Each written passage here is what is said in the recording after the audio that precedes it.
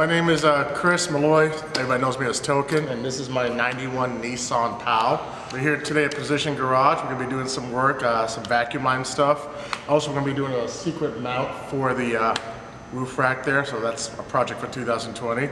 The car is with Team Hybrid, so if you guys were IFO this past weekend or any car shows in 2019, you probably saw it there.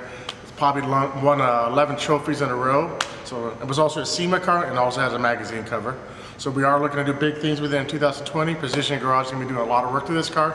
Stay tuned. A lot of the parts are going to be ordered off of pgrparts.com. So that's going to be pgr-parts.com. Don't forget the dash, guys. Check out the description below.